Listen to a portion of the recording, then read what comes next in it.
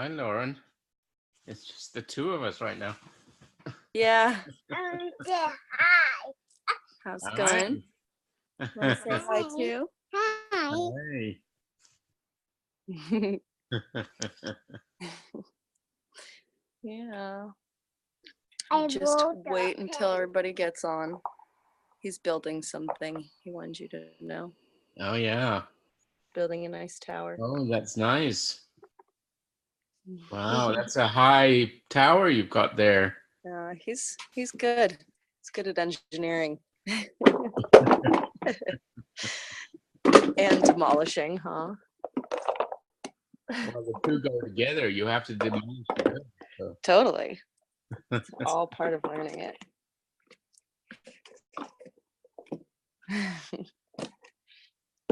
Oh. Well, I hope somebody's going to come on because I don't think I can talk coherently about these chapters. I know I can't either. I wasn't able to catch up on my reading this week. They got hungry. The hungry caterpillar. Hungry tadpole. Mm-hmm. Hungry tadpole.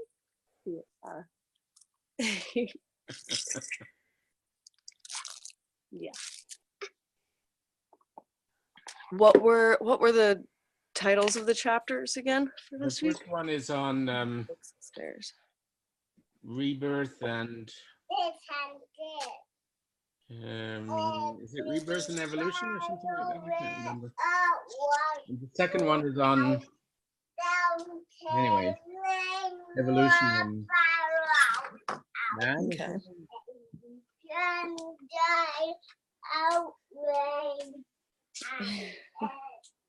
Wonder, is there like not a meeting today? Were we having a break, or Well, maybe, I don't know.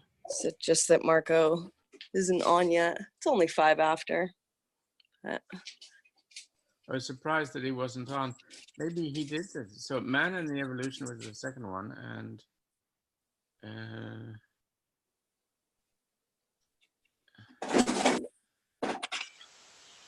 Oh, there we go. Someone else is coming in. Doug. Tony. Hello. Hey, everyone. Hello.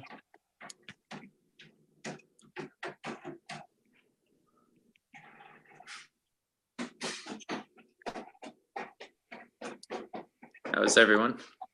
Good. Good. How are you? Doing all right. Are you on the spot this week, Doug? That's right. Okay. I'll be jumping back into the Auro world thing that I did earlier. We'll see how that goes. Cool. I was just saying to Lauren, if it was up to me, I'm not sure I'd have much to say, but I did sort of skim through both chapters, but I didn't read it in depth. Look, a broken eggshell. Look, Hi, John. look, for a tail.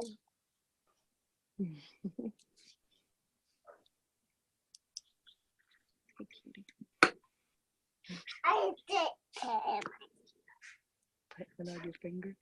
Look, This might be everyone. I know Katina suggested she might be able to come, but it'll be open as Marco is not coming according to what he posted. His look, daughter's having a birthday. Okay. look. I see. Yeah, you have a block. Mm-hmm. And I know Matteo suggested he might come, but that's another 2 o'clock in the morning. So glad you're still braving it, Tony. So good to see you.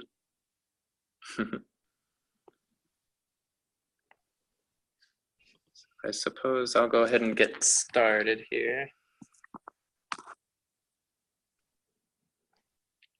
So it's good that Auro's here. This is story time for you, Auro. Oh, there's Matteo.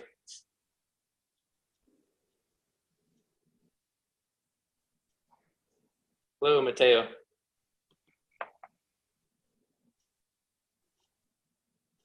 Check your audio if you're there or able to hear us.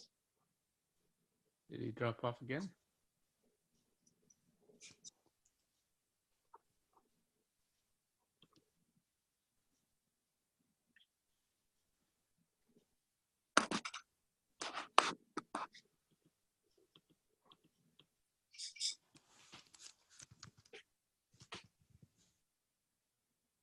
Hello, Matteo. Can you hear us?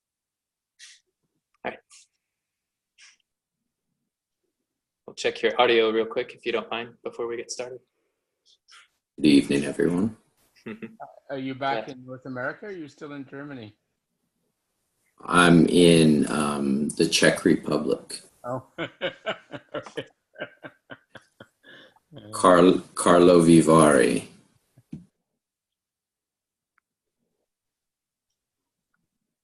All right, so I'll jump into the story here. So I don't know if everybody was here for the first go around, but I tend to be horrible at summaries. So my way of jumping into the text is through some sort of story that I form. But the previous time I made the idea of Auro world and our traveler, who is aptly named Auro. So we have an Auro in our midst here, so that's nice. But our traveler is seeking for depth and seeking for love and growth. When she comes to Auro world, she didn't quite find what she was looking for. So she's on this search. She's still searching now. But the spiritual folk of Auro world, this isn't a direct comparison to Auroville, but they insist on practicing spastic aerobatics and aerobics, and make sure you purchase aromatics and things like that. They're also into tech-heavy aerobotics, and they're babbling in Arabic. But she's kind of stepped away from that community, and she went into the central shrine, the Matra Mandir, and she found the hollow Auro, which is kind of an antiquated technology at this point. It's just a hologram of Aurobindo kind of spouting out his writings, quotes from his writings. If you ask a question, it will come up with an apt answer. So she keeps coming back to hollow Auro. But she's starting to sense that there's something more behind this hologram. And there's other spiritual communities around the world, and they have this hollow Auro as well. And the main reason people are kind of stepping away from it, it's an outdated technology, and they see it as malfunctioning. But what's really happening is this is a reincarnation of some sort, a rebirth of Aurobindo. So he's kind of going off script, kind of sending out even more clues outside of his writing to reach that state of understanding the soul, understanding immortality. So at this point, our traveler, or Auro, is seeking questions of rebirth, death, and immortality. But we learned that hollow Auro got soul. She discovers that the malfunctionings are really the rebirth of the soul within the hollow Auro consciousness, a direct result from Aurobindo's depth of world experience and this depth of spiritual development while on this earth. So she listens in awe as hollow Auro recounts his travels in the internatal world, shedding his life and mental and vital sheets. So he says, come in, experience hollow Auro's world, the internatal world unfurled. You can stay here year after year. Come in to our Bardo world. And he quotes Tagore here. A death is not the extinguishing of a light, but the putting out of the lamp, because the dawn has come.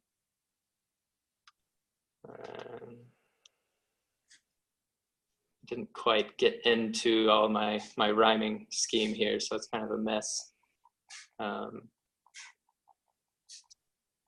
It says, the process of rebirth as written to thee is an indispensable machinery for the solution, this spiritual evolution. Death is but a dawn to help us see.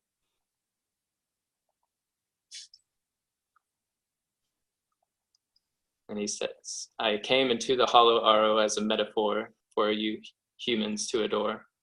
Am I matter? Am I conscious behind this physical facade? Or am I proof of a freer life and mind power, free from the physical fate?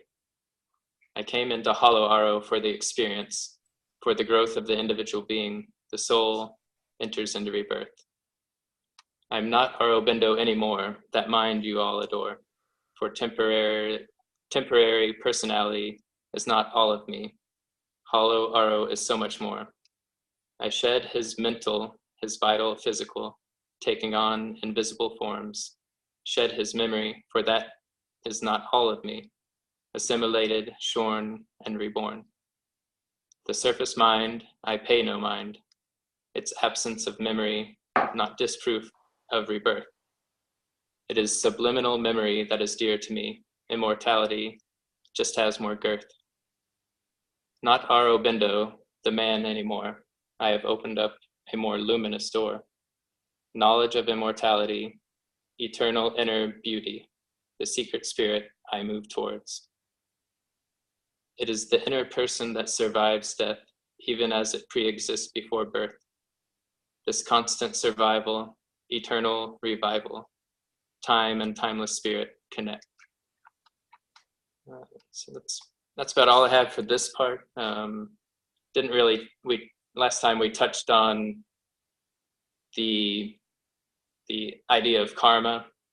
So that's a big focus in this chapter, which I understand, but I don't think I can summarize. But it's much more, as we were kind of getting at in our last conversation, it's much more than just the moral side of it's not a moral construct, and not justice. It's more of karma as progress, as action, as man as owner of his fate, responsible for our actions. So karma is not the sole determinant. It's not a matter of good luck, fortune. So it favors the brave, those that are going out and seeking. That's all I have for this part. So thank you for indulging me there.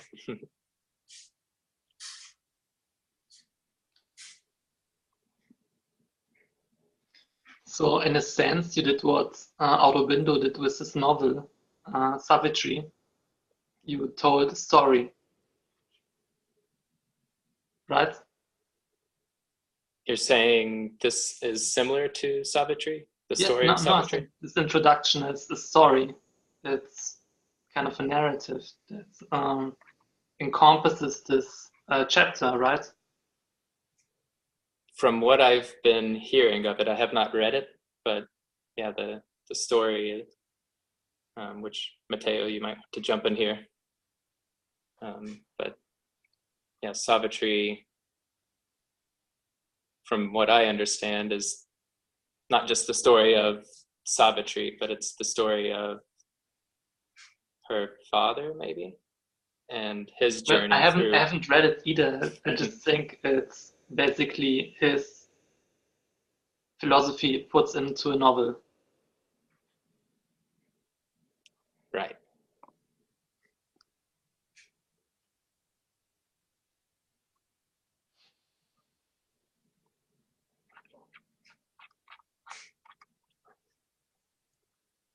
I do have a quote I can read from book 2 of Savitri that relates to the afterlife and rebirth. It's all that is made and once again unmade. The calm, persistent vision of the one inevitably remakes, it lives anew. Forces and lives and beings and ideas are taken into the stillness for a while. There they remold their purpose and their drift, recast their nature and reform their shape. Ever they change, and changing ever grow, and passing through a fruitful stage of death. And after long reconstituting sleep, resume their place and the process of the gods until their work in cosmic time is done.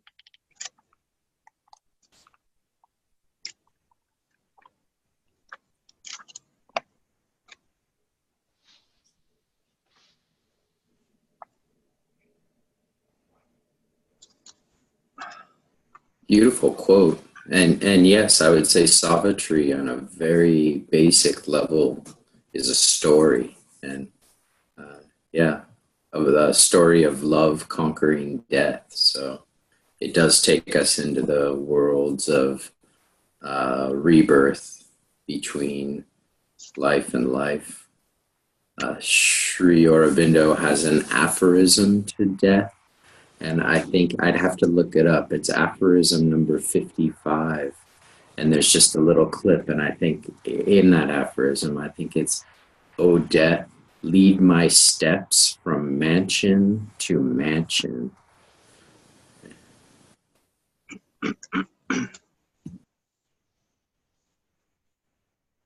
That's beautiful. I struggled with this chapter, not because it wasn't well written. It certainly is very well written and easy to follow. But I think I'm struggling with this because I think Aurobindo is struggling with this chapter.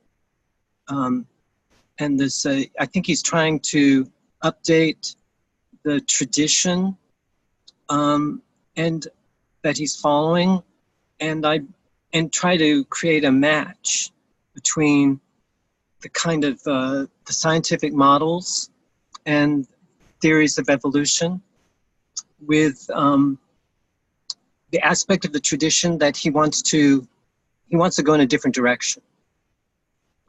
He's not into nirvanic bliss, that's for sure.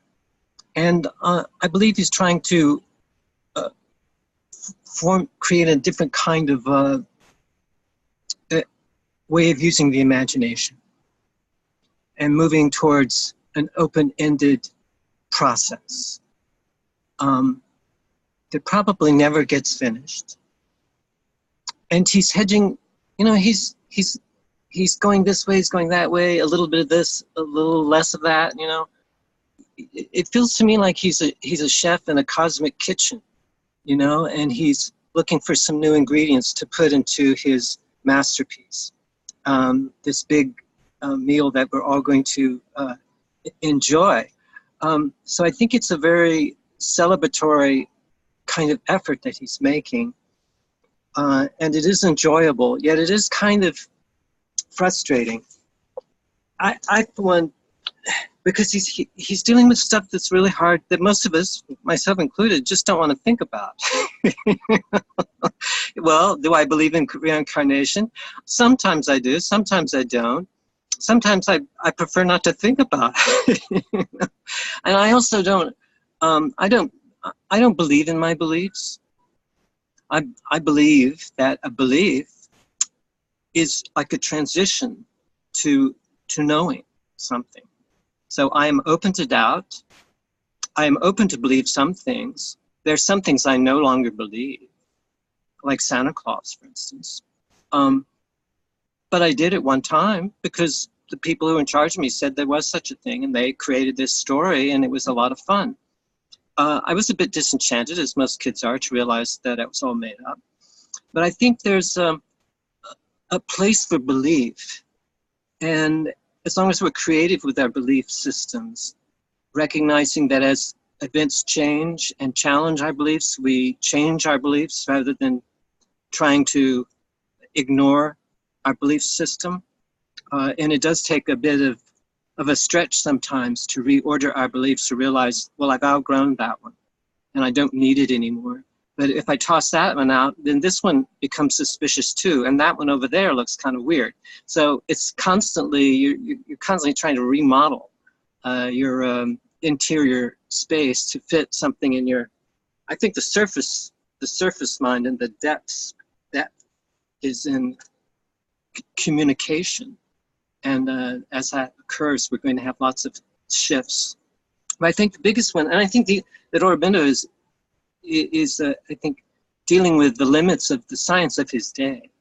because I think that we know a lot more about evolution, certainly the cellular level, than he did. And, you know, Darwin's version of evolution was the prime model, I think, that everyone was drawing upon and thinking about, you know, taking those notions of evolution and applying it to society. And that was very problematic, I think, for a lot of people.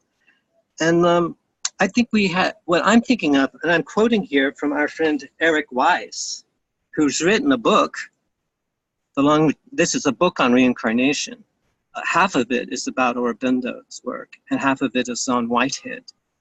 And I think he makes a very useful distinction between two meanings of continuity. And just briefly, I just want to, the first one he's talking about physical continuity.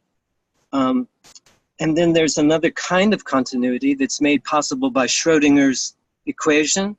And he talks about the fictional universe of Star Trek and the idea of beaming up. In this fictional universe, people and other entities can go on a platform in one location, say a starship orbiting a planet, and more or less instantaneously find themselves in a completely different location, say on the surface of that planet, without having lost continuity of memory, purpose, or identity. Here we have a little difficulty grasping the fictional situation in which there is continuity of personality without a continuous time-space trajectory linking the various members of the personally ordered societies constituting the relevant self. So that's kind of tricky, but I think that it makes sense to me in the imaginal realms, which is not the same as imagination. We have our imaginations, but the imaginal is an objective space. It's personal, but it is not driven by the subjective. There's an objective quality. And I think this is, he doesn't use the word imaginal, but I think that I'm sort of drawing on Henry Corbin's work on the imaginal, but I think it makes sense to think in terms of this. This is an artistic achievement that Aurobindo is embarked on. And it's very related to poetry. It is philosophy, but there's a big overlap. And when I read it as a work of art, I find it very compatible. But the scientific part of my mind that you know, wants to pigeonhole everything in pre-given categories and make everything neat, it doesn't work that way. And that would make sense if we're talking about this ultimate stuff, that it wouldn't fit in a neatly packaged way our pre-given, already functioning, you know, categories. So anyway, that's my spiel. And you know, it's an ongoing process working through this chapter and the last. But I'm really glad that he's sort of given us all permission to doubt those traditional ideas of what karma is, and the idea of continuity and what exactly continues from life to life, and how much memory is necessary, how much memory is, you know, maybe amnesia is a very healthy response to a lot of experiences that we've had, and actually they could bog us down if we're here to evolve. And one more thing I just wanted to add. I had a very rich personal experience with an elderly lady I took care of the last 5 years of her life. She died when she was 94. But at the end of her life, she had amnesia for just about everybody except for me. But I remember some friends of hers that she had known for 50 or 60 years, since she was a young woman. She knew these people. And she was very pleasant that day.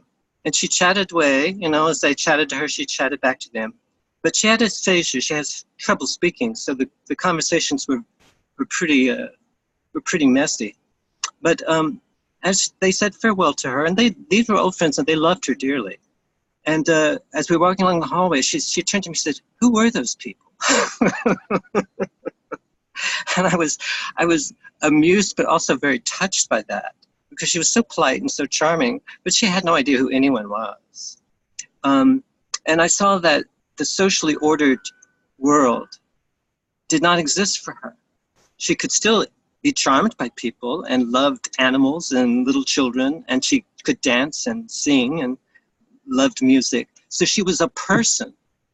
And I felt that was my challenge, is to figure out the difference between, you know, she was diminished considerably in what she could do, and I had to take care of her. That was my responsibility. But I also had to always recognize that she was always a person. And it's a mystery. It's a mystery. And I think about my own personhood as I have moved from job to job, from apartment to apartment. This cluster of friends, I thought they were going to be there forever. They were not there forever. You know, people die, people outgrow one another, and people, you know, come and go. But there's something, so you can't trust your socially ordered experience to give yourself a sense of continuity. So I think all of us are having these experiences, I think, of incarnation and reincarnation, and perhaps sometimes disincarnation, if we've had any kind of trauma or certain kind of altered states of consciousness can shift dramatically who we think we are. So I hope some of that made sense. Thank you. These are the kind of things that are coming up for me as I read these two chapters.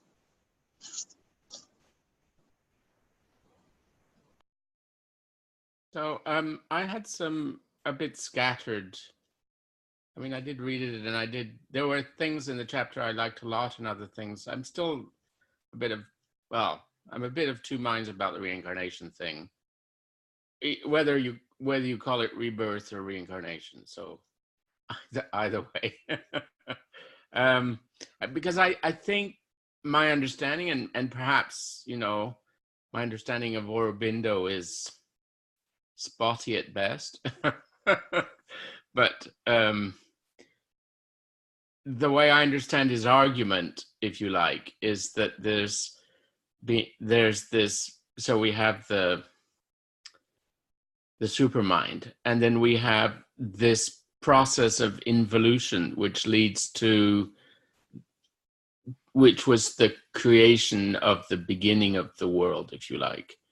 And then from there you have this evolutionary process, but the evolutionary process is a mirror image of the involutionary process. That is to say, it follows back the different stages of the involution.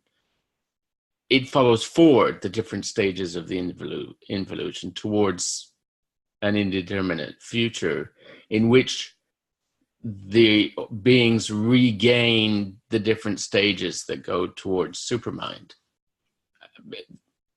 And then from there, because you have this idea of a supermind, and you have this idea of the involution, and you have this idea of the evolution, then you have this idea of reincarnation, because any one life isn't enough to evolve or progress the soul from one to do the full job. So you have this idea that the rebirth is necessary in order to have the soul evolve through these different stages.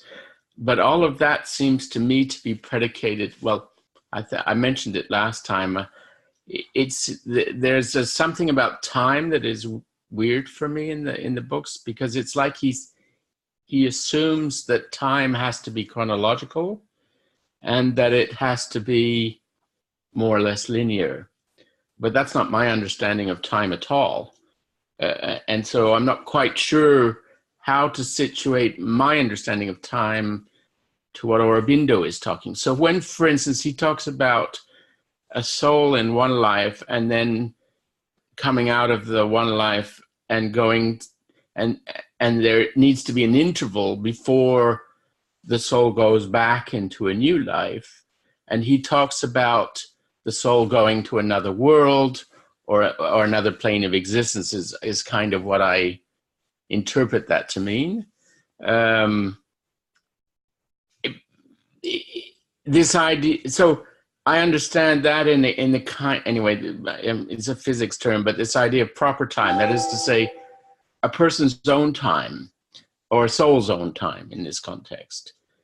But the soul's own time, in my view, doesn't have to match up to the universe's time.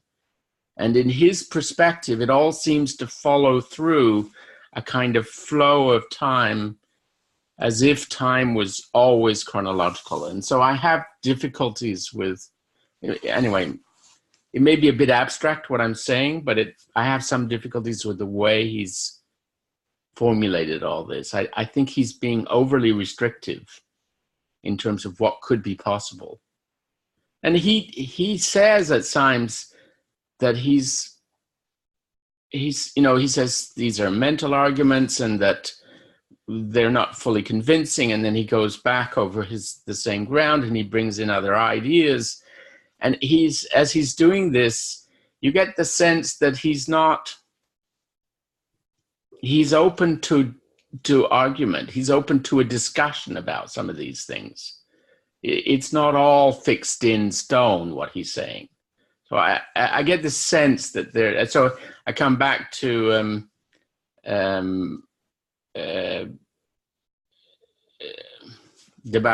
what's his name? Banerjee. Yeah, Banerjee. His arguments and his attempts to modernize some of Aurobindo's ideas with more recent scientific thought and so forth. And I think that even Aurobindo would have been happy and comfortable with the idea of adjusting and changing some of the ideas that he has in terms of moving forward. And I also think that it's not just our scientific understanding that's changed and that Aurobindo's work has to be adapted to, but I also think that our understanding of spirit and spirituality has also evolved and changed since he was writing, and that some of those ideas also have to go into rethinking some of it. Anyway, it's just sort of reflections about this.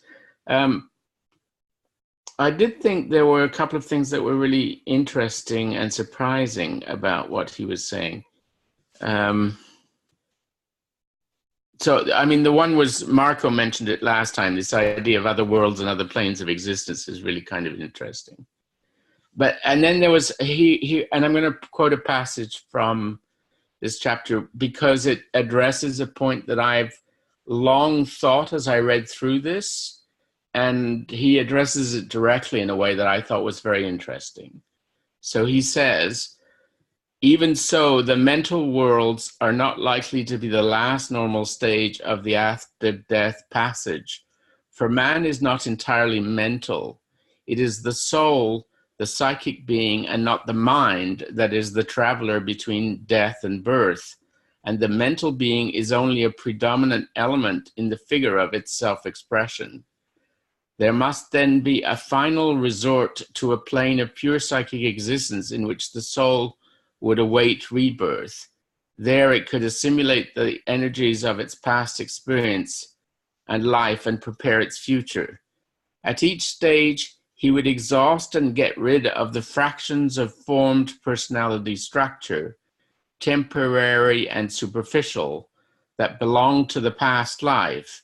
He would cast off his mind sheath and life sheath, as he had already cast off his body sheath. But the essence of the personality and its mental, vital, and physical experiences would remain in latent memory or as a dynamic potency for the future.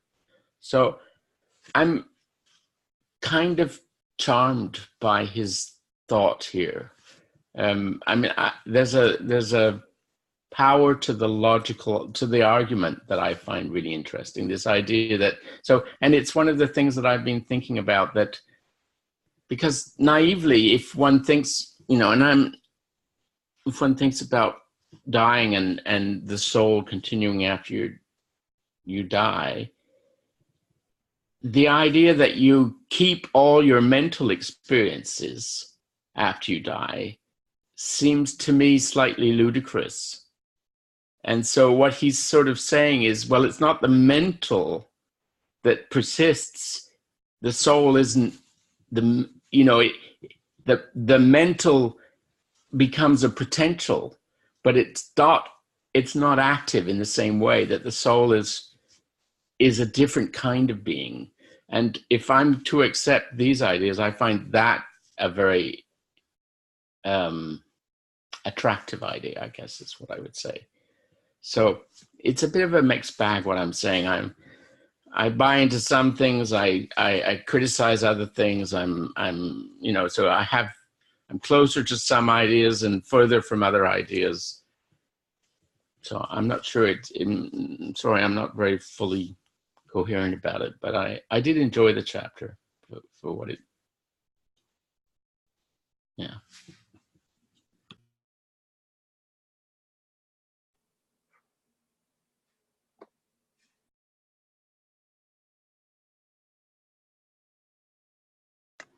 So, as I understand it, there's a development of the soul in his conception. The soul needs to develop itself in order to make this transmigration into the next life. So that's kind of his idea. What I found interesting was so there's this development of the soul, and there's karma, and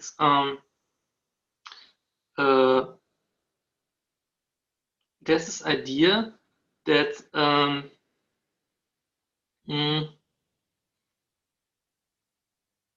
so let's say so what I liked was that he said that, I mean, karma is in a sense relative. So for example, if something happens to someone has some gets some chronic illness, someone gets cancer or something like this, if you would live in a, let's say, traditional Indian society, one reaction to this could be like, this person has bad karma, right? So he or she must have done something in a previous life that caused him or her to get cancer. And he neglects that view. He says, no, it's much more complicated. That is a very short-sighted type of view. And I think, something like this idea of karma, that you could be punished for something, you could have some, I don't know, some physical defects or whatever, because you've done something wrong in a previous life. There's a version of this, I mean, in our society, like maybe with some Christians who would say, like, I mean, you had some car accidents, and then someone would come and say, well, I mean, he must be a bad person, or she must be a bad person, because if you're a good Christian, something like this wouldn't happen to you. It's very similar sort. And he obviously criticizes that and goes beyond that. So in that chapter, I found this very, very, very interesting.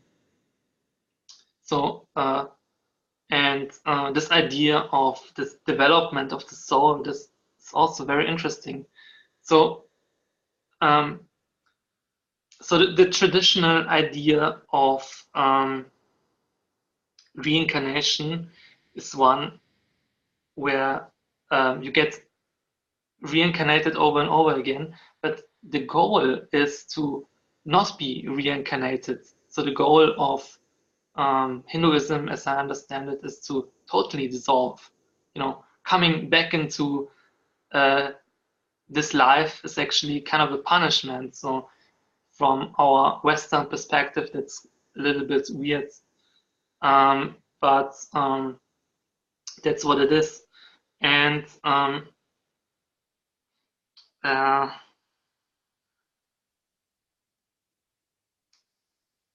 God, I wanted to say something. Yes. So anyway, that's all. That's all. So I lost my track. But well, it's all happening for me. It seems like it's all happening for him in this world, and it's not like kind of that's a development of the soul in this world. And one idea that I had was, in a sense, I mean, there's this idea of ascent and descent. So in a sense, this could work without any supernatural stuff. So let's say a child is born, and you have basically this descent of some higher consciousness from basically the parents in the society. It doesn't have to be coming from a previous life. It could be just descending. So some higher mental activity could be just descending from society at large. So it's kind of a thought that I had. I hope that I was fairly coherent here. Yes, Tony, I think I agree with you that his take on Buddhism is different. He, I don't believe, agrees with the Buddhists that nirvana is, and the cessation of suffering is the ultimate goal. I think the ultimate goal for him is this higher oneness. So an ultimate oneness where, you know, everything comes together. So matter densifies in this evolution out of this involution, and it's immanent. It's not somewhere else. I think his goal is that we divinize matter. So it's a descending and an ascending current. But I don't think cessation of suffering is what it's about, as in nirvana, going into the void, the nirvanic bliss, through some meditation practice. But it's much more about making manifest these higher reaches beyond of the mind and beyond the mind. I think that he says, I think he rejects the idea pretty solidly that this is a school and that we're being punished and rewarded for being good little girls and boys, or bad, based upon some conventional morality. I think he scoffs at that, and he thinks that much more is going on. And that's probably the story that a lot of us have been told. I know I was. If you're good, you're going to go to heaven. If you're bad, you're going to go to hell. So you better behave. And you can lie to me, my mother used to say, but you can't lie to God, you know? So those are the kind of things that are probably pretty deep in our imaginations. But I think as we mature, we start to realize that those may be reasonable kinds of ways of working with small children who need some direction or guidance, but hopefully as we get older, we start to activate a different kind of search for an ethics and an aesthetics, or that is more aligned with those invisible areas of like the soul, which, you know, a child with a very concrete kind of mind can't really figure that stuff out without a story to go with it. But I think he's telling a different story than the Buddhist one. I don't think he's, and I think he does say something very attractive here, but kind of confusing. He says we know that he's talking about, I don't know who exactly, but the one who can use his imagination to create other worlds. He says, we know that he creates images of these superior planes, which are often mental translations of certain elements in them, and erects his images into a system, a form of actual worlds. He builds up his also desire worlds of many kinds, to which he attaches a strong sense of inner reality. It is possible that these constructions may be so strong as to create for him an artificial post-mortal environment in which he may linger. Sounds like AI to me. For the image-making power of the human mind, its imagination, which is his physical life only, an indispensable aid to his acquisition of knowledge and his life creation, may in a higher scale become a creative force which would enable the mental being to live for a while amid its own images until they were dissolved by the soul's pressure.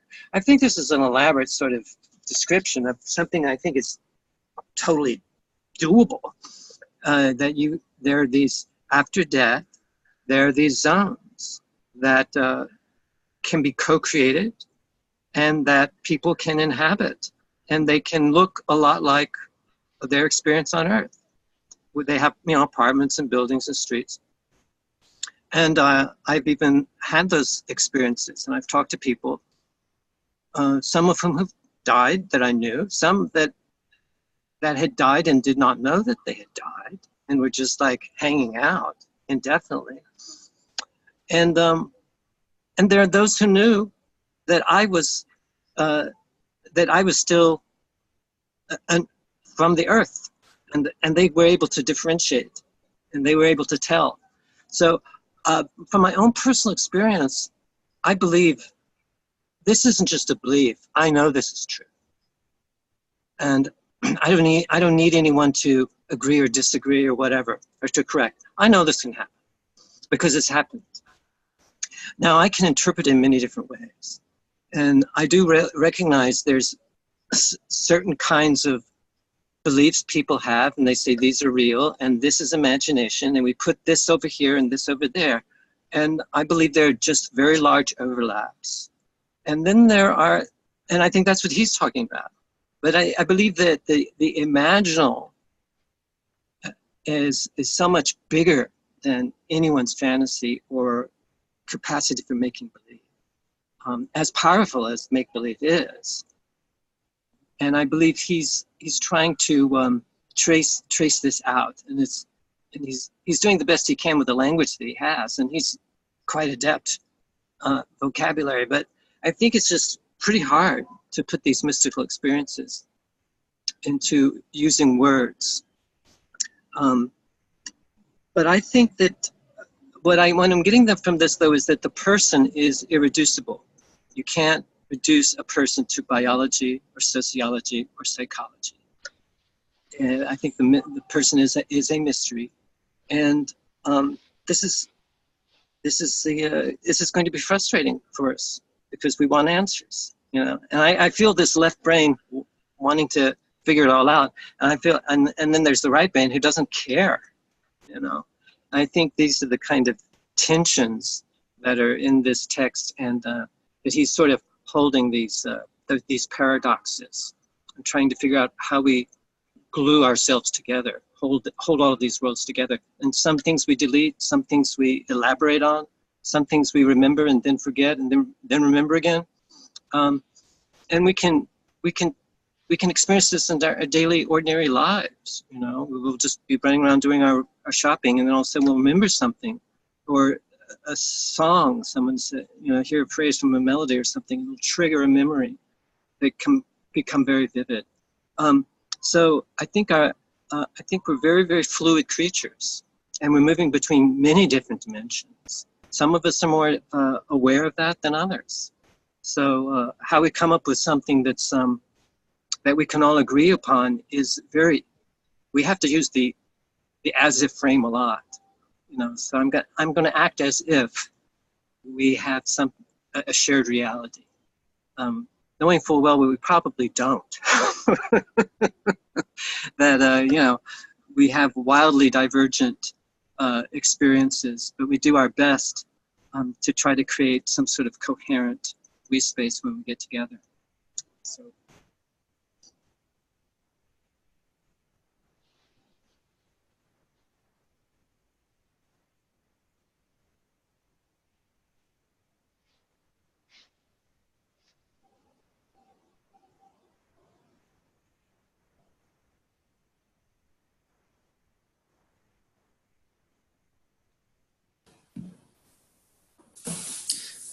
I don't know what I can add to this. There's so many things that people have said that are just I appreciate because I really struggle with understanding, holding the infinite, aspiring to hold the infinite and the absolute while in this temporal, linear mostly mental and vital, but everything is physical world. Well, having put on this personality, and this chapter, I loved it so much. I read it twice and wanted to read it multiple times, but I also have a decent amount of time to read right now. Sorry, my computer's about to die. There we go. Yeah, these. I don't know if you all have Indian friends, but this name Kalpana is a really common name, and it means imagination. There's the male's name Kalpan and female's name Kalpana. It's a really common Indian name, and it's the imaginal realm. And he uses this word a lot in Savitri. It comes up a lot, and I'm not even sure why I'm sharing this, but I also circled a lot of conditionals in this chapter where he's using if this then that, and it's like he built, I can't remember where the transition was, paragraph 16 or something, where he transitioned from like all these conditionals and then started really diving into the potential of immortality, or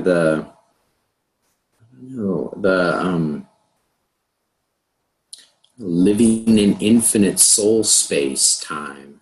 I went back to time being linear, Geoffrey. I think that's the struggle of expressing these things in logical terms. I don't, with Sri Aurobindo, time is a meta history. It's not a linear thing. It's kind of unfolding consciousness on all these broad sevenfold layers of being and existence, right? Mind, life, matter, Sat, Chid, Ananda, and Supermind, the sevenfold layers of being that he keeps going to.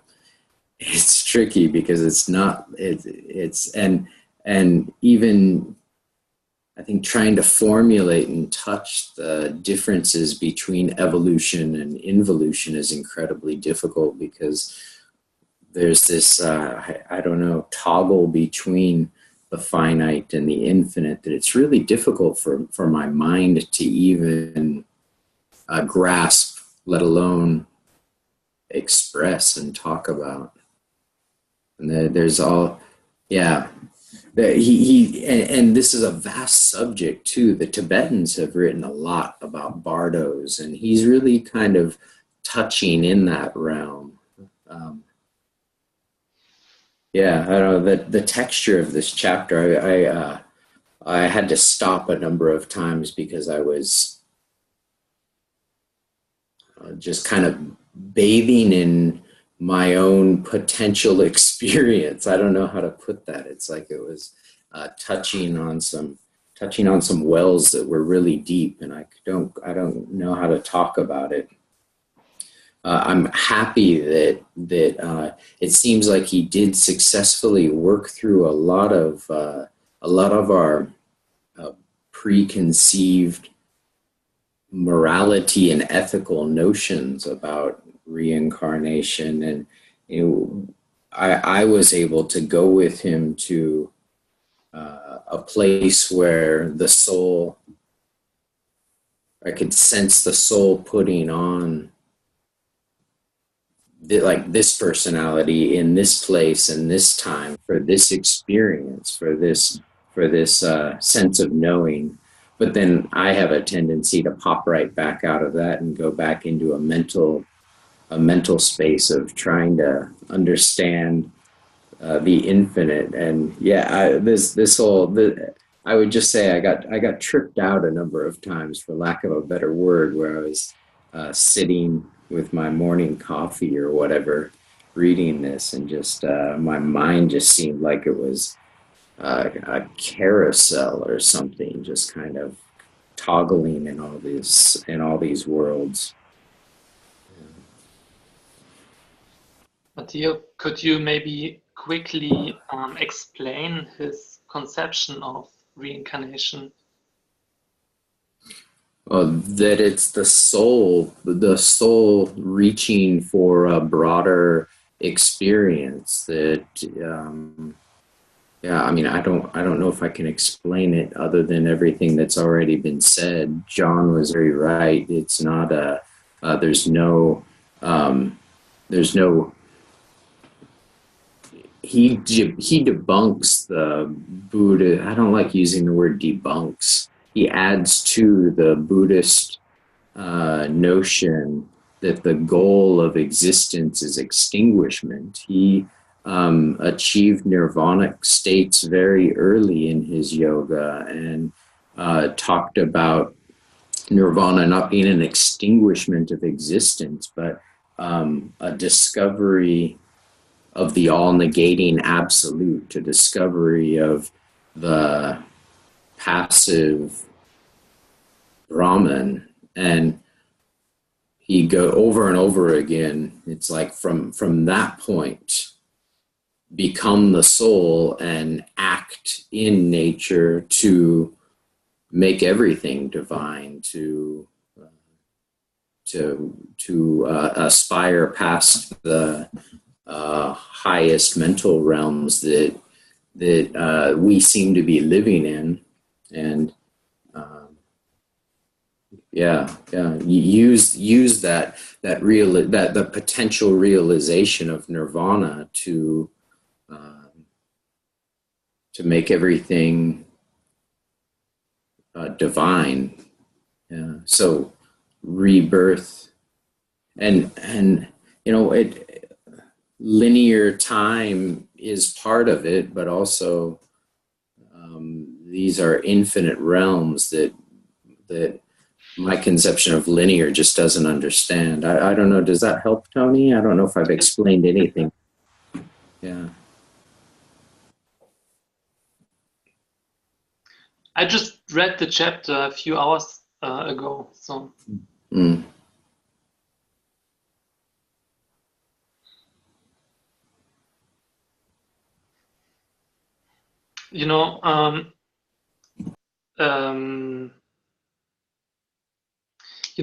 When so my half brother, he has two children, right? So it's very interesting to see when little children start to form a personality and identity. It's almost like there's something that's preformed there. So they already come with so much stuff. They already come with some kind of personality.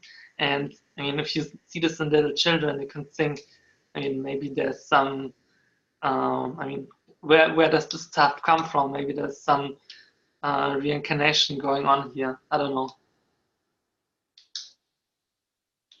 But it's very interesting to see that little children are already, they seem to come preformed with something at a very early age.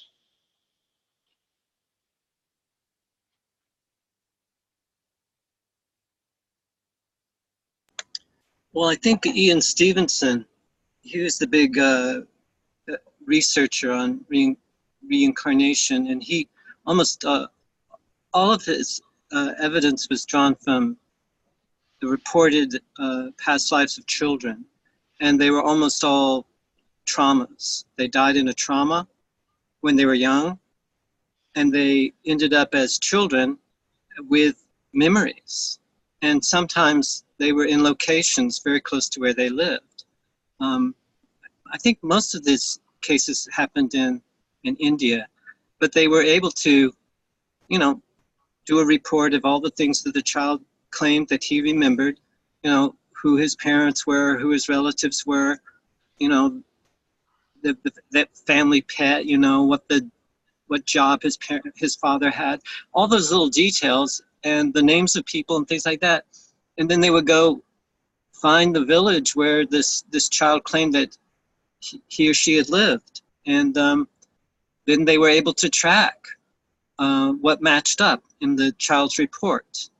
And it was remarkable how much of it did track. And he did like hundreds of these reports. And I mean, I think if you're open-minded, you could say that he made a very good claim. He can, you know, through his research. But these were young people.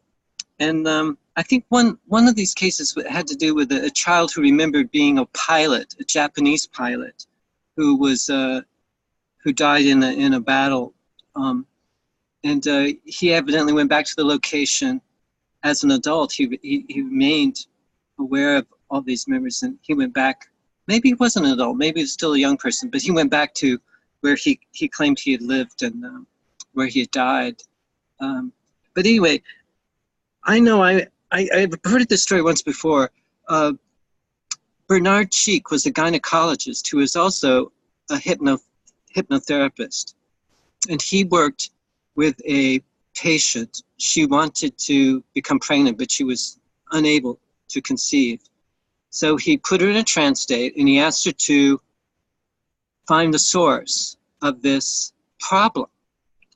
And she reported in a trance state being in her mother's womb and that her mother tried to abort her with a hat pin.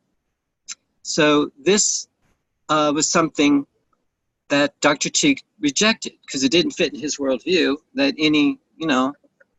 there wasn't any prenatal psychology in his day, and he didn't think this was possible. But the patient's mother sent a letter to Dr. Cheek confirming her daughter's report, that she said, while she was pregnant with her daughter, she had indeed attempted to abort her with a hat pin. So this sort of changed Dr. Cheek's worldview. He had to entertain certain ideas that he had rejected before. And I think this is like the nature of memory and how fluid it is, and memories that can be shared and in telepathic ways between parent and child and between the family mind.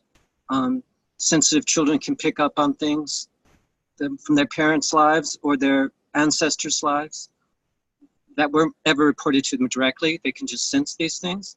And I think these are not too far-fetched to think that these telepathic and paranormal capacities could be developed and not just be the product of a trauma, like a near-death experience or some stuck state you're in, going back and finding out what's triggering this habitual stuck state, for instance.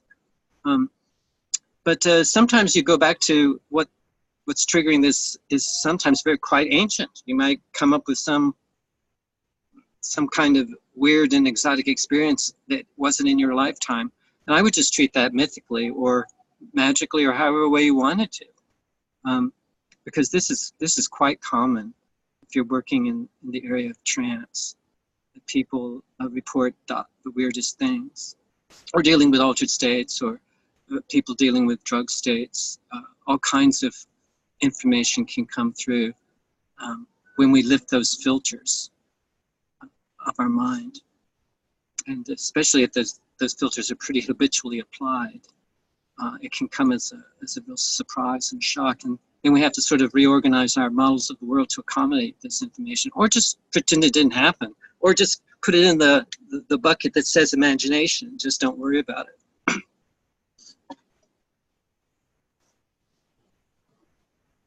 That's a good place for jumping back into the Auro story. So we'll go into Man and Evolution, which I've retitled Woman and the Evolution, since our traveler is female. But Auro has listened to Hollow Auro's internatal experience in the worlds, the idea of karma, the soul, immortality. She felt overwhelmed by the processing of this process and decided to meditate in the darkness of the shrine, seeking light on the subject. Can she believe such vast ideas from a hologram? Was it really Aurobindo's developed soul power speaking to her, or another programmatic development? She wished to go away from her mind. She went to a nearby room, candlelit, and amber shadows filling cave creaks and cracks. She unfurled her mat, lay upon her back, and sought clarity and light in the darkness. She found peace. She found knowledge. She found deep insight into woman and the evolution. So let's do maybe a minute or two of silent meditation here. I'll go into some prose like something.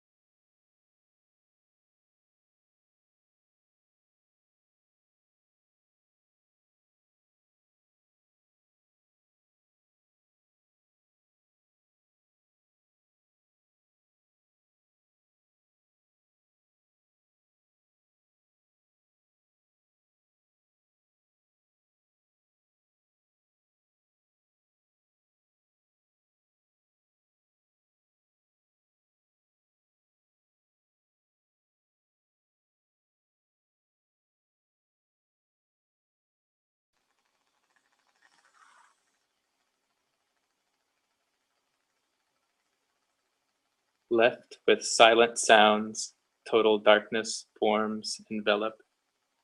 Left her with thoughts to multi-directionally develop. Left, right, and down, the only way is up. Up from Eden, upon our feet in nature's gardens of delight. We breathe in and breathe in again, evolutions unfurled from darkness into light. This terrestrial working of nature's fronds, from matter to mind and beyond, has a double process from which it is all blessed, aspiration from below and grace beyond. Limited animal that we are, we seek science to guide us far, yet half-baked theories and unstable psychologies have us on the brink, back to drink here at the bar. Human progress is an illusion, just a building upon past errors and solutions. Circular, not linear, same thing year after year. The mental circle, a human delusion. There is no real proof of integral evolutions. These graded steps might not be the solutions. Yet other forces in creation, beyond hereditary variation, have us performing new evolutions.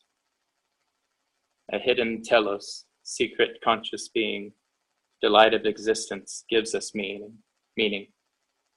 Climbing, spiraling evolution is an inescapable conclusion, a greening, gleaning, spiritual cleaning. Subtle developments, complexities of knowledge and internal possibilities. Spiritual aspirations come from nature's gradations into changes of conscious force activities. Self-aware woman is a crucial step to schlep with more pep in our step. Now conscious of a soul, we hold out our alms bowl and beg for enlightenment at knowledge's doorstep.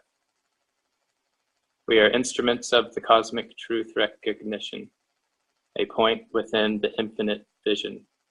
Omission after omission, mission after mission, negation and annihilation as acquisition.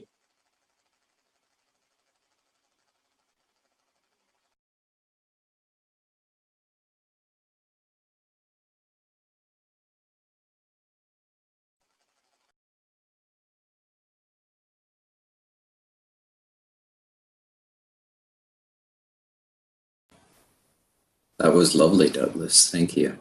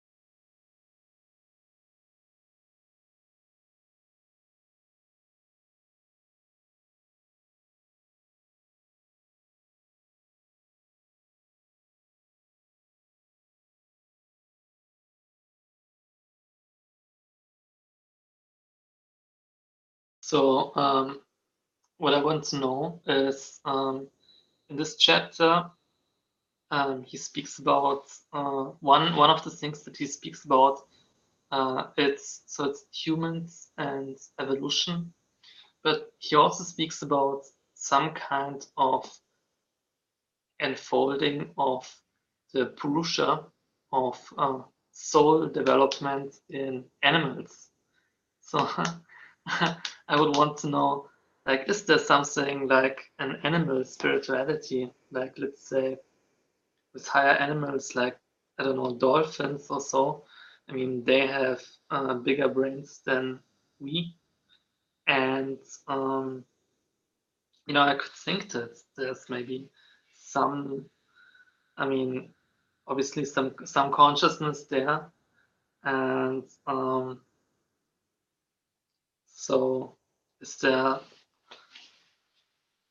there something like spirituality in animals?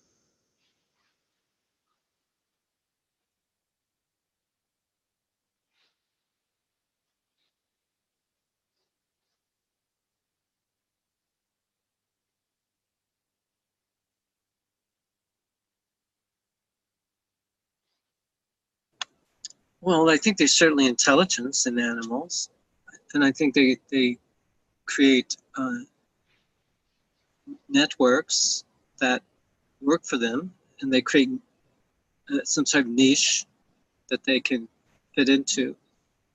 And I believe there's an animal side of our nature, and we do the best we can to make for intelligent decisions. I think there's lots of evidence that we can be very intelligent. I just have I don't know when that becomes spiritual, or maybe it is spiritual already. I think he mentions that this could be a play without a denouement. You know, there's no resolution. That's one possibility he admits, but he's also, I think, advocating that there's another possibility, that there is some sort of awakening that could be happening in humans. That doesn't, I think, mean that other animals aren't special, just as humans are special. But I think humans are extra special in his worldview. And I think we could, I think he mentions that that he's talking about the psychic part of the personality is able to develop with a much greater rapidity than in the inferior creation. I'm not sure exactly what he means by the inferior creation, if he's talking about animals or not. But he says, a time can arrive when the soul entity is close to the point at which it will emerge from behind the veil into the open and become the master of its instrumentation in nature. But this will mean that the secret indwelling spirit, the daemon, the God within, is on the point of emergence. And when it emerges, it can hardly be doubted that its demand will be, as indeed it already is in the mind itself when it undergoes the inner psychic influence, for a diviner, a more spiritual existence. So I don't know exactly what all that means, but I think that I have had some experiences that persuade me that the veil was lifted temporarily, and I, sort of fried my brains, and it was an incredibly intense experience. And I mark those kinds of intense experiences much more intense than what I experience in the so-called physical world, the social world that I, meet and greet other people in and do the best I can to make sense of. But I think that intensity is a sign for me of something divine or spiritual, and I believe he does as well. I think the intensity factor is probably a sign that something is coming through that will need to be dealt with and integrated to the best of a person's ability. And sometimes that might take a lifetime to do. and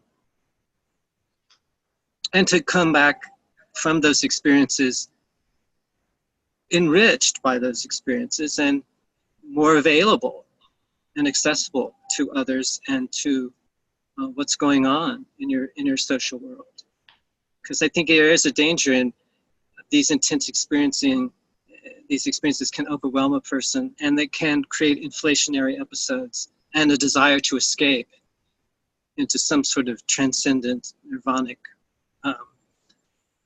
realm. And I think those are signs that something has gone wrong. So.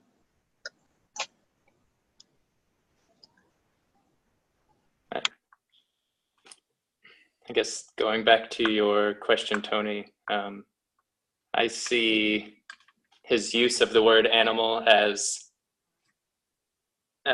we humans are animals at times. Of course, he's going on to say that we're more developed in a lot of ways, but he uses it more of a way to state that some of the phrases he uses in this chapter, like they were at the beginning small in scope, nearer to the animal, or with a very inferior scope and plasticity, limited scale. So your use of the dolphin, I would not consider the dolphin an animal in this instance.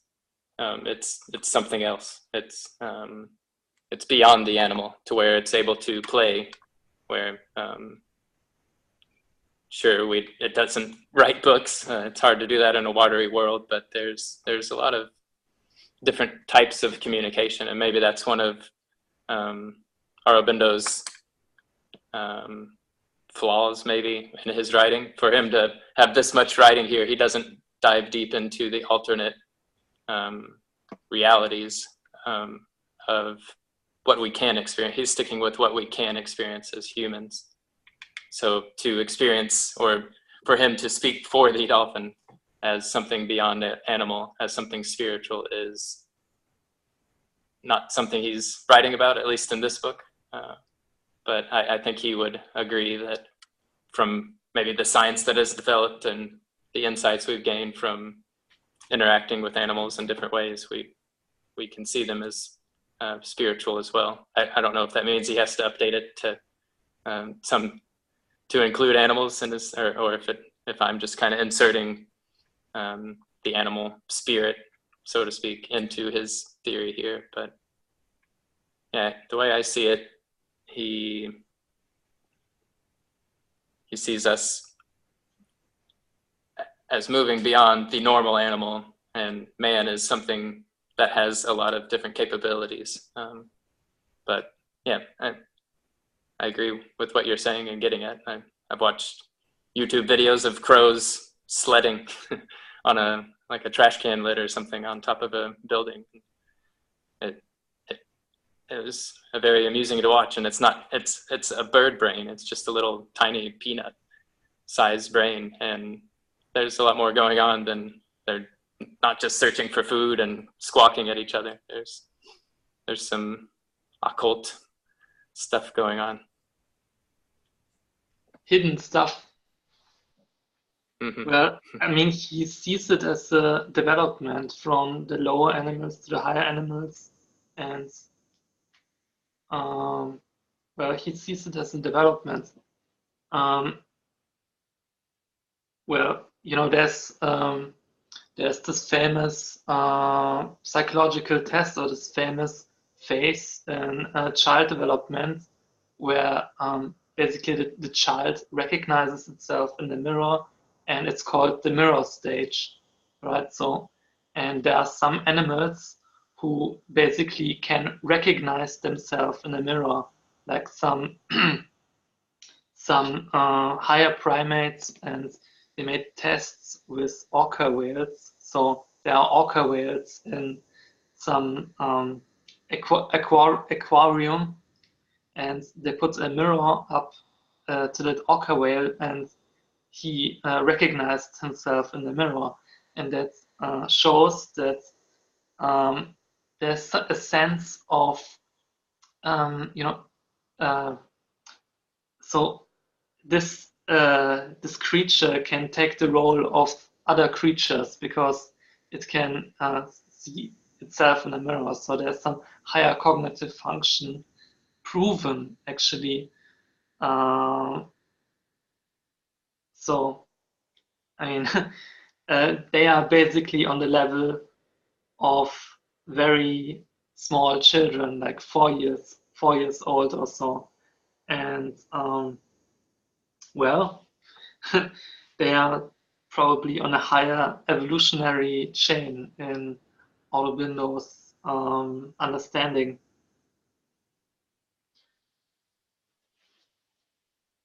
And yes, there's a lot going on in the animal world. I think they're quite smart, and I think everything that we can do, like building tools, language, and so on, you find kind of very primitive forms of that in the animal world.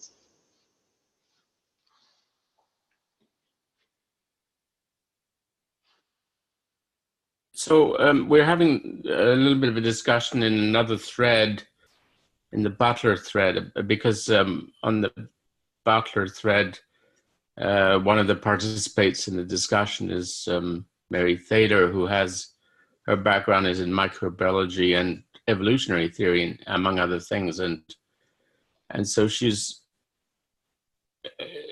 pointing out that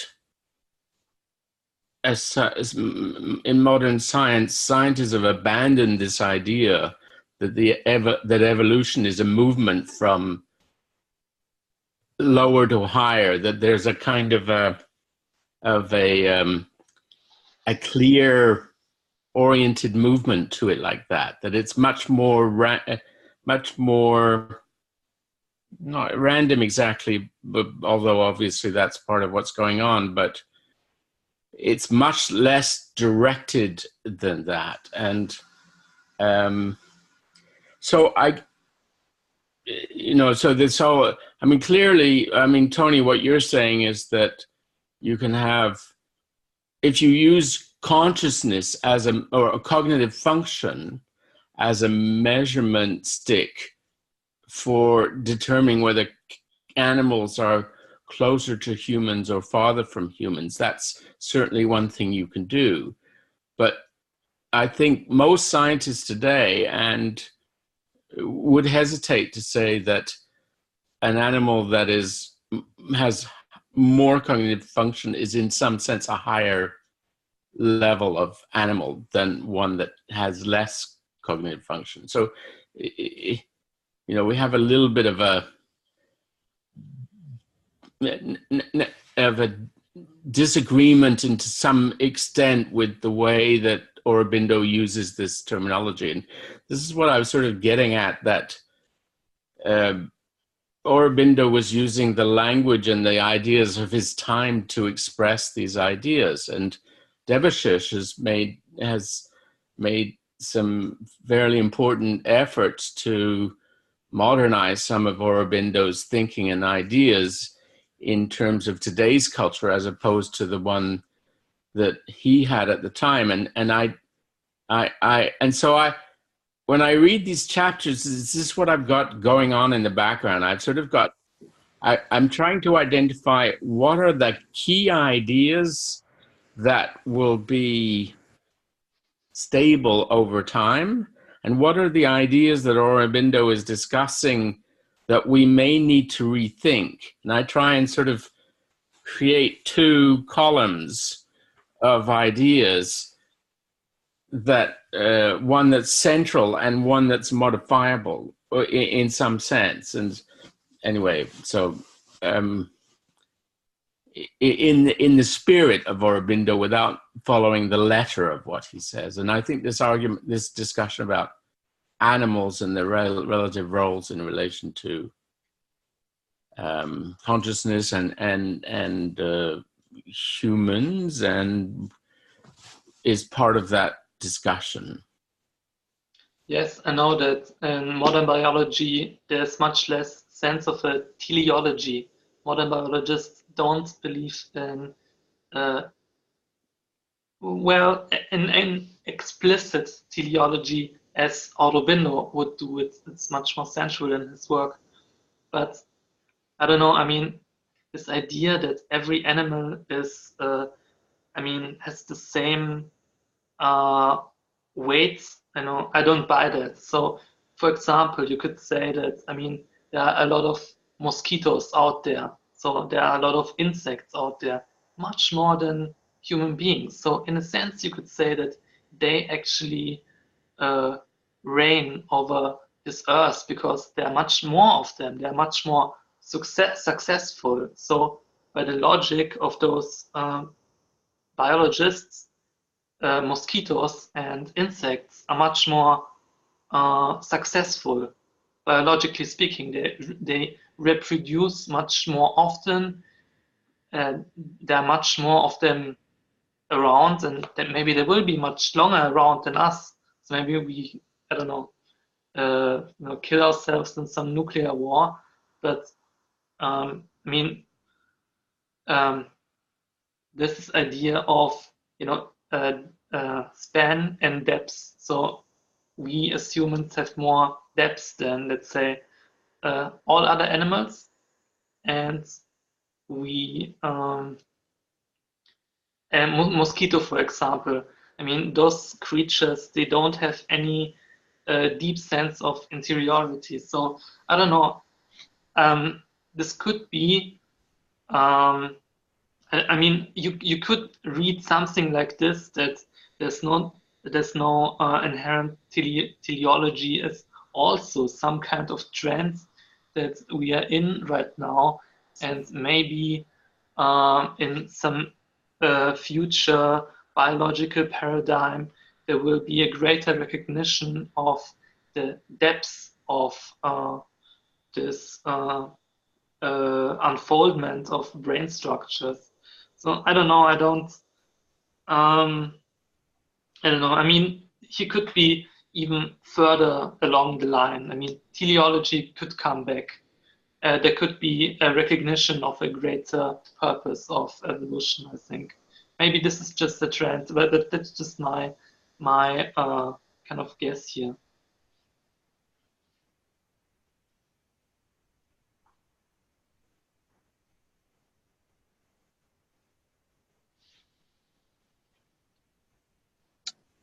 I hope I made sense.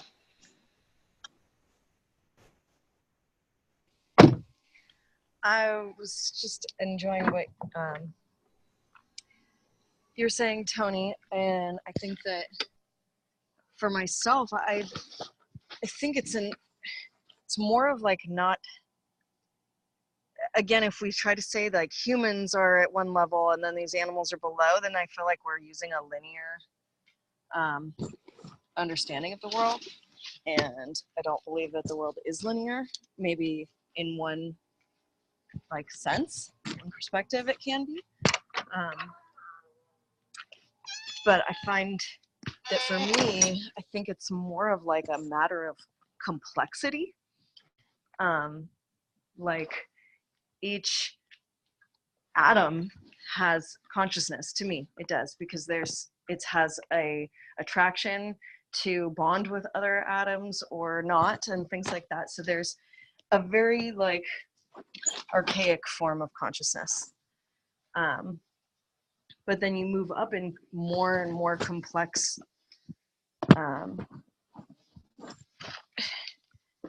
expressions of reality. You get organisms, and they also have a consciousness, but it's less complex than ours is, because we are made up of so many more things. That makes sense at all. Yeah, I don't know, it's an interesting conversation.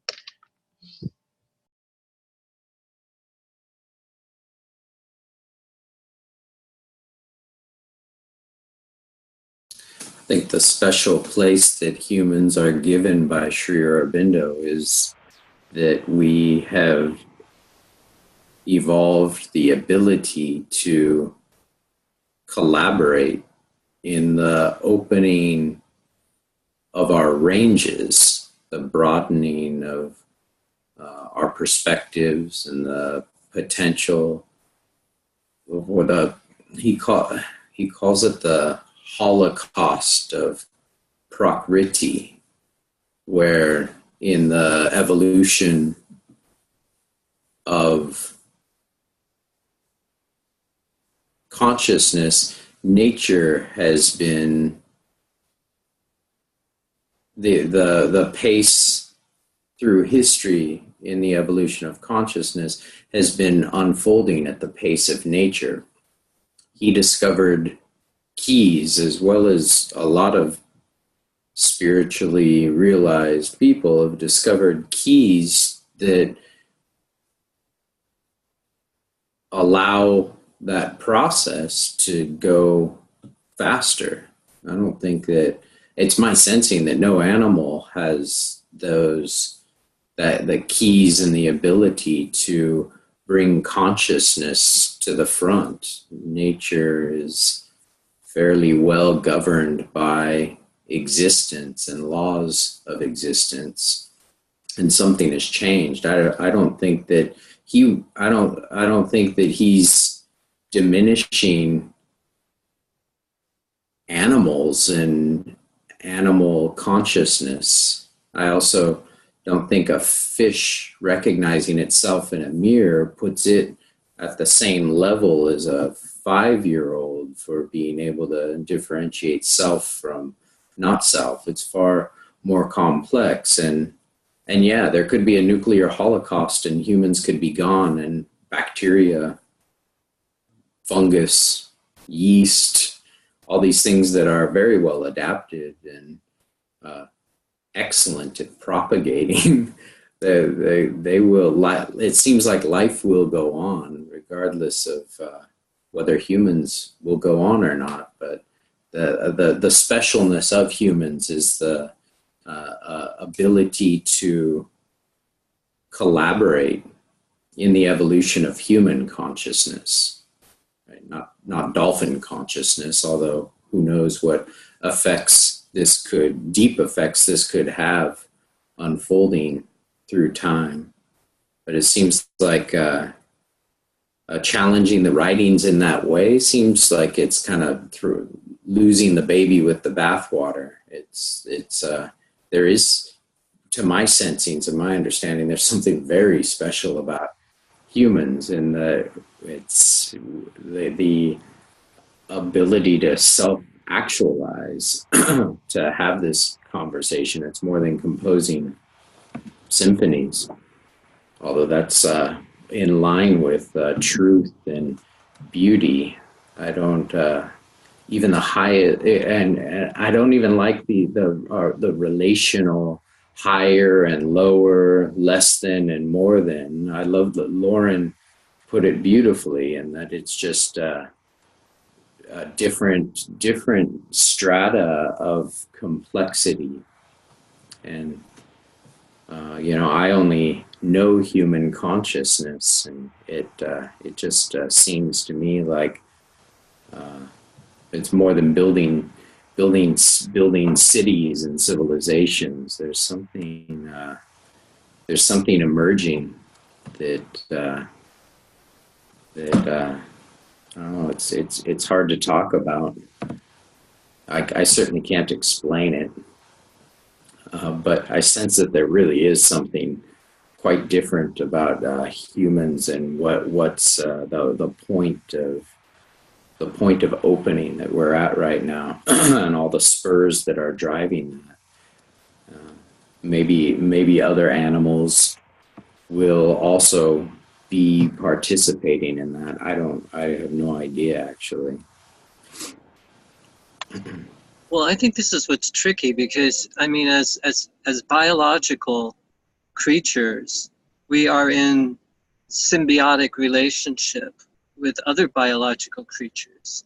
I think it's been mentioned that without bacteria in our gut, we wouldn't survive very long.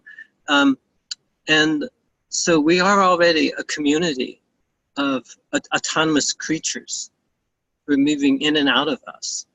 And so at that biological level, I believe we are, interdependent, and we have responsibilities, I believe, as the biggest predator on the planet to modify our behavior if we want to coexist with these other biological systems. And but I believe that Aurobindo is pointing to other features of the psychic landscape than just the biological system that we are, and that where we participate with other systems in a landscape that's shifting dramatically and all the time, and all creatures have to find their niche. And I think it's what else, and what is that extra that we humans have that not just makes us special, because all of us, each organism in a way could be considered a person. But I think that that is the tricky part that I think he's looking at. And you mentioned symphonies. I remember I just heard the most beautiful music. I was asleep in bed, and I heard this orchestra and a piano, and it was music that I've never heard. And I thought, wow, I must have left the stereo on. And then I realized I was asleep in bed, my eyes were closed. And this was not generated by anything external. It was generated from an interior space, a musical space that was able to make meaning. And there was no orchestra, there was no conductor, there were no players. It was just something happening in this interior space that I was the recipient of. I was able to receive this beautiful music. And it was, even though I'd never heard it before, it felt very familiar. And I knew I was somehow, by paying attention to it, I was shaping it. And it continued to create these marvelous combinations as I paid attention.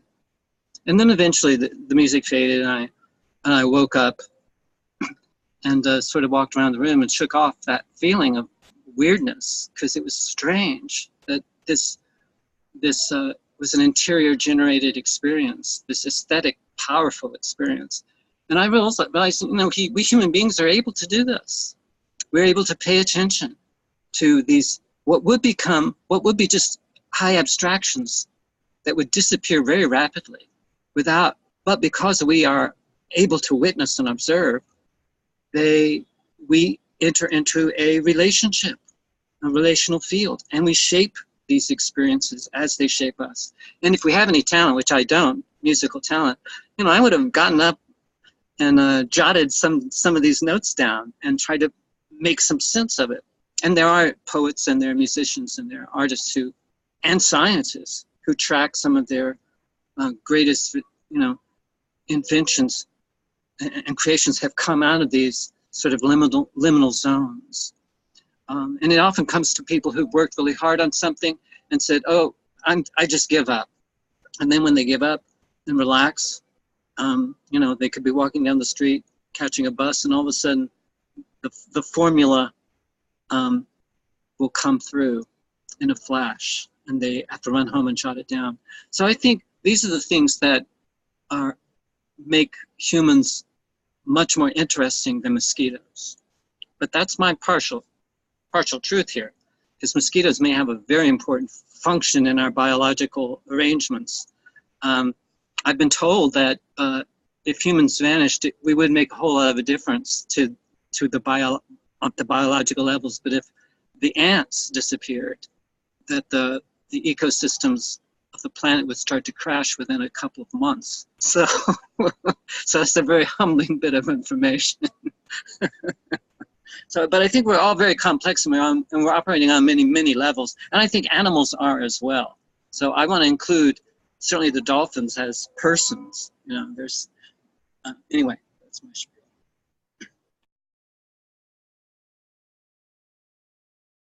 I guess insects are the currency of the nature stock market or something. I don't know. If they drop, everything goes to hell.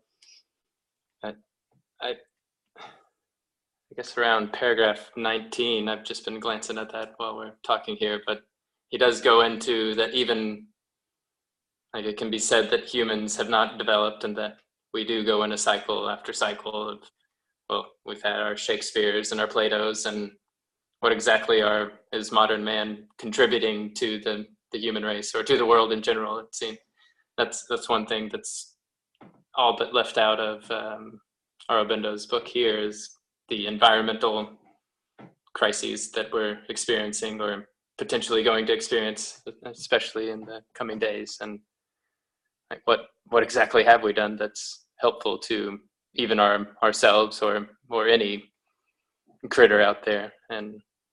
But that's when he jumps into the chapter of the increasing subtlety, the complexity, the manifold development of knowledge and possibility in man's achievements in his politics, society, life sciences, metaphysics, knowledge of all kinds, art, literature, and even in spiritual endeavor. That all of this comes and goes, all of this is here, but we have that deep down inside, there's that spiritual aspiration to just become more. I wasn't exactly going to go anywhere with this, but I was just admiring that.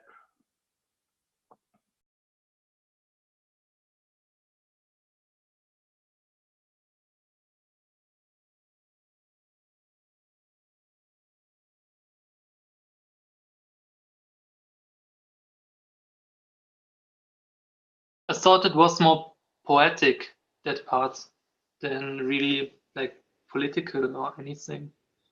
I found it interesting that at the end of this chapter, he explains that in the Upanishads, there's actually the same sequence is described. So the Upanishad said that life emerged out of matter into the vital, into the mental, and there's the sequence from material existence into life.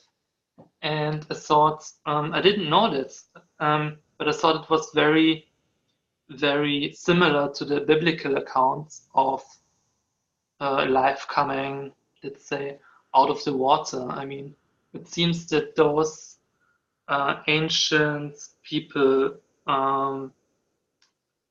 saw this logic of existence and things coming into being, you know, and so, this seems obvious to those people. I found this very interesting.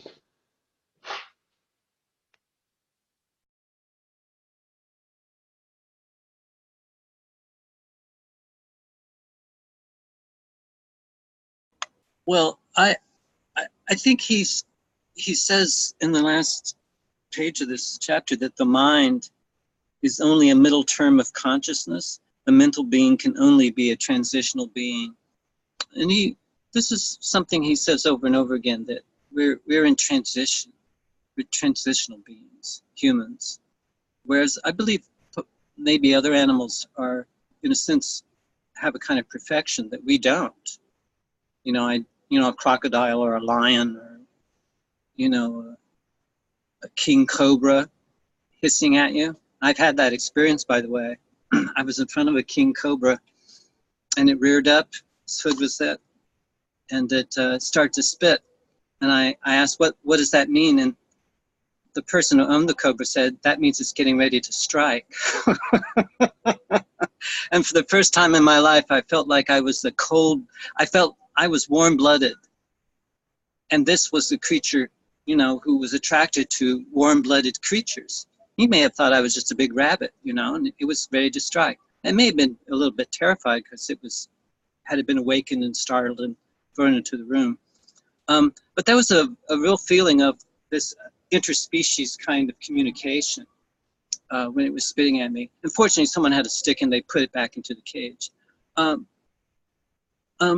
But you know, even a creature as alien as a king cobra has some feelings. It must, because when the king cobra, when her eggs are getting ready to hatch, she knows herself well enough to get out of there. So she abandons the nest before they hatch, because if she sees them hatch, her instinct is to eat them. So even in a creature like a cobra, there's perhaps a metacognitive quality. She knows her patterns, so she knows what will trigger certain kind of responses in her. And I don't know if you've ever seen, I saw a dance this woman did. She put a king cobra into a trance, and she kissed it on the head 3 times. And I saw this and I was amazed how someone could put a king cobra into a trance state. This was a ritual she had to perform. This was in India. So I'm just saying humans and animals and the relationships are very complex, and the games that we play with animals are very fascinating and sometimes very tragic, what we've done to other species. And you know, I expect that as we educate ourselves and re-educate ourselves, we will see how it's in our best interest to cultivate what Donna Haraway is calling a companionship, to become a companionship species, that we can create bonds with other creatures. And so I think this is another layer that our contemporary life sciences are bringing to our attention. And I believe that Aurobindo, if he were around, would probably embrace the ecological movement that many of us are drawn to. And that would just be another layer that is being added to, you know, our capacity. It seems like we don't develop these potentials unless we're under a certain amount of stress. And so I think that the stress is we're in a situation where we need to really start paying attention very quickly in ways we've never had to our environment. And so indeed we are, I believe, a transitional being. I think he notes this over and over again. And I think that's good, that we're transitional beings and that we haven't arrived yet.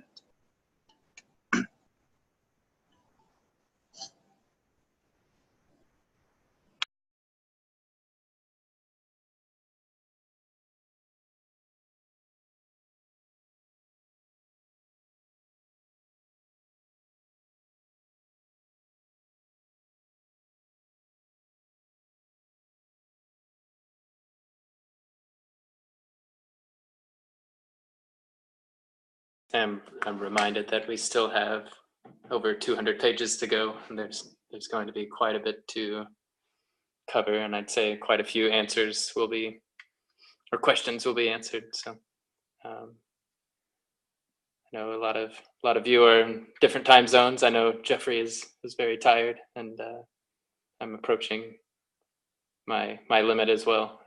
So I'm opening this up to any final comments anybody would like to share, or any thoughts. Well, my final comment, I'm just thinking about Helen Keller.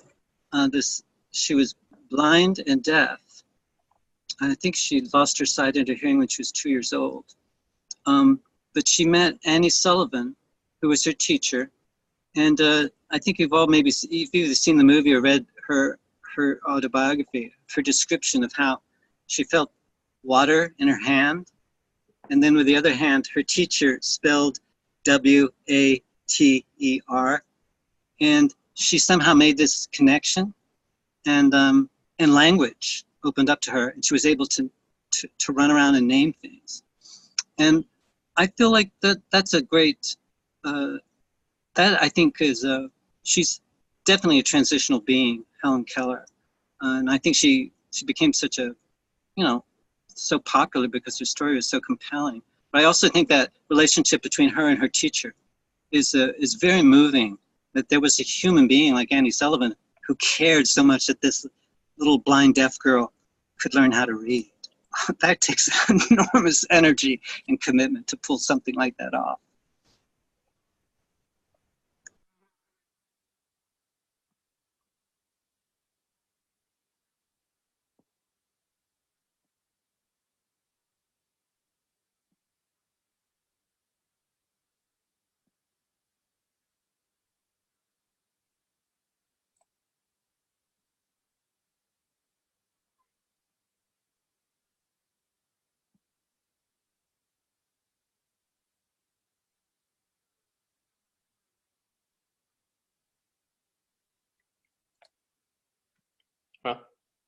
suppose that'll be our final comment there, but I appreciate everyone to come out again. See you next time. Good night, everyone. See you next week. Good night. Thank you. Good night. Bye-bye. Tschüss. Bye all.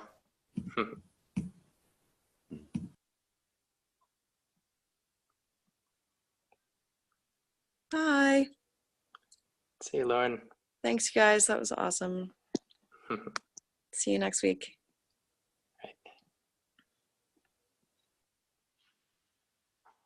Do you have this? Bionade? No, not heard of that. You don't have it. I looked it up on Amazon. You don't have it. I assume it's non-alcoholic if you're drinking it. No, it's not non-alcoholic. It's actually gluten-free, and it's kind of a thing. Also, it's Have you heard of Kombucha or something similar? It's like fermented tea. yes, that's what it is. Okay, It's that's basically fermented tea. Yes. it's definitely being marketed here in the States in different forms. So I'm drawn to it. It is good for the gut, good for the bacteria, a good companionship, I guess. Well, for our bodies. I drank it now the whole week or so. It's totally blown up. Like the last 2-3 years, it's kind of a I don't know, hipsterish, trendy drink. There's a lot of home brewing of kombucha. I don't know exactly how to pronounce it, but I suppose you can just buy I don't know if it's yeast or the bacteria or whatever it might be, and buy that online and brew it at home. So, but yes, it's I think a kind of, you wore your hippie shirt today, so it's a hippie trend here, I would say. This drink. Yes, that's just how kind of weird German men dress these days. So I am going to go soon. I'm going to go now. So I thought we. I was going to ask if you'd like to potentially do the summary for next week, since you did. I know. Oh, yeah. I know you did a great job with the other 2 chapters you worked on, but I also know it took a lot of effort to put it together. So. So if no one else wants to do it, I will do it. But if somebody else wants to do next week, then he or she can do it. And if no one else wants to do it, I would do it next week. Okay. It's just one chapter, right? Yes, but it is 30 odd pages. So. Yes, 30, 50, 40 pages. It's okay. Let's see. So if someone else comes in, he or she can do it, and if not, then I would do it. I think it takes like 2 or 3 days to do this. It's okay. Okay, then. Yeah, we'll communicate on the forum then. Let's see in 1 week. Okay. Bye. Bye, Tony.